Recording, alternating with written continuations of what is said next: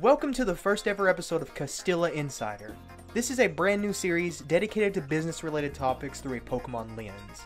As some of you know, I'm currently studying to be a business administrations major, and one day in class, I was thinking about a way to make topics discussed in class a little bit more entertaining, and poof, this series was born. As you'll see, this series is a bit of a hybrid between discussions and edutainment style videos, with this one specifically leaning towards the discussion genre.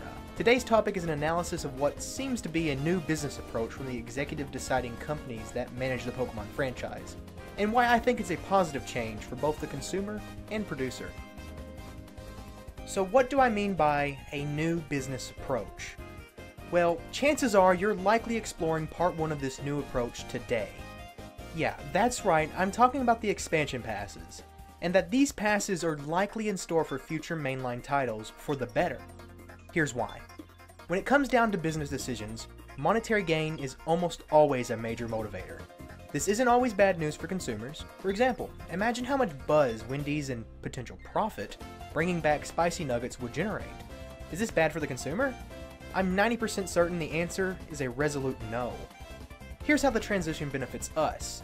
In the past, we would receive the initial titles of each generation in pairs, which is a legacy tradition since the dawn of the franchise. However, there is also another heirloom tradition that isn't exactly beneficial for either party, the habitual enhanced version, from Yellow to Ultra Sun and Ultra Moon. Now, don't get me wrong, these titles aren't bad games, just a bad tradition in terms of finances for either party. As a refresher, in the DS era, games were typically priced at $30, then $40 in the 3DS era, and now $60 going forward into the Switch era. Now for some simple math. Assuming you only purchase one title for yourself, and also opt to purchase the succeeding enhanced title the following year, then you can expect to pay $120 for 2 copies of virtually the same game.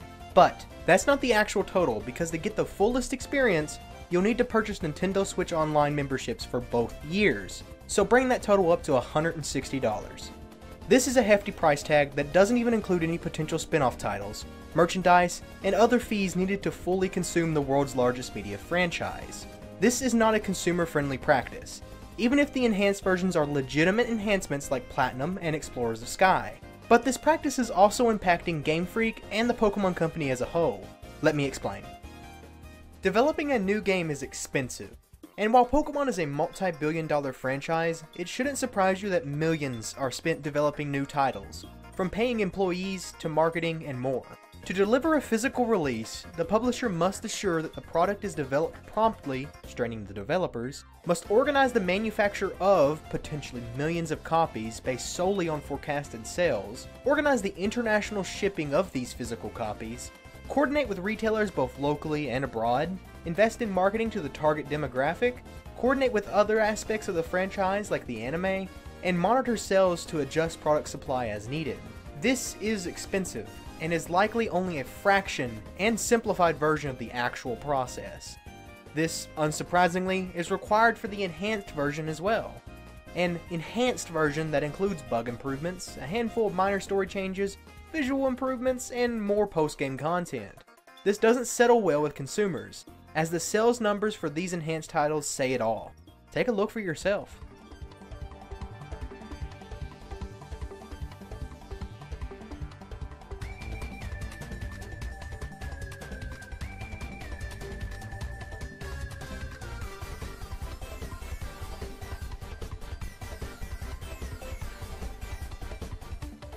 As you can see, Ultra Sun and Ultra Moon, Black and White 2, and Emerald all sold significantly fewer copies compared to their predecessors.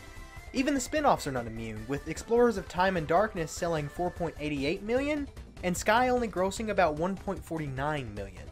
Just because these titles sold less doesn't mean they're inferior.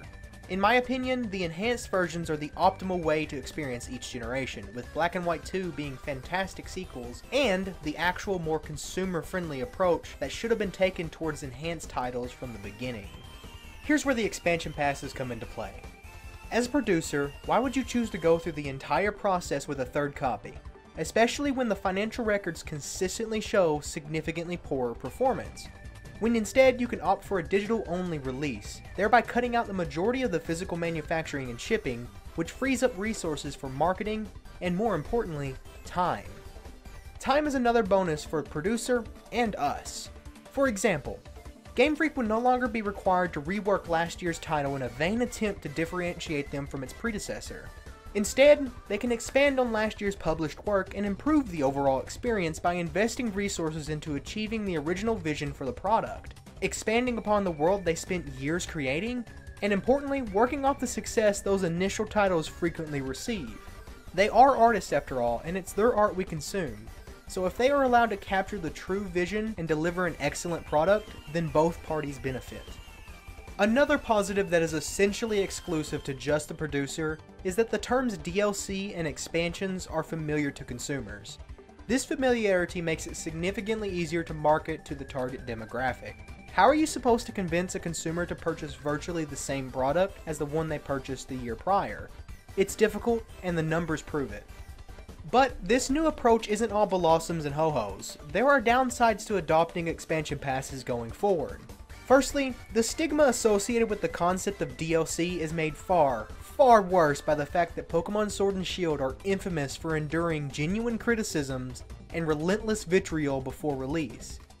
If you already view Sword and Shield as incomplete, and thus didn't purchase, then why would you bother investing $90 for both a copy and expansion pass? The previous model at least allowed disgruntled consumers the choice to play the same adventure, but improved without a $60 paywall.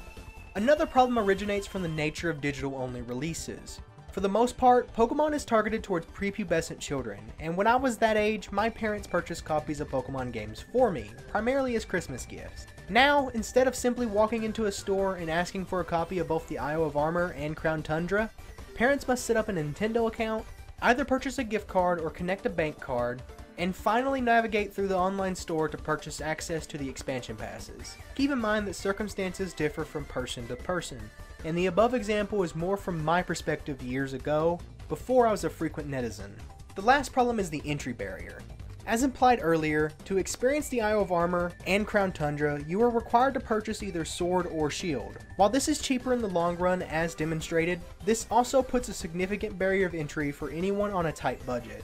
Being willing to part with nearly $100 for a single game, assuming you want the full experience, is certainly an intimidation factor made worse by the lack of frequent sales on first-party Nintendo franchises. And we all know the secondhand market for Pokemon games all too well. But that's a topic for another video. Overall, I think this new approach is a significant leap forward for the franchise, even with these issues present. It makes sense financially speaking, and allows the artists behind these games adequate time to develop their art, all while ditching the frankly archaic habit of publishing a remastered remake a year later. So what are your thoughts? Let me know down below, and I'll catch you in the next one.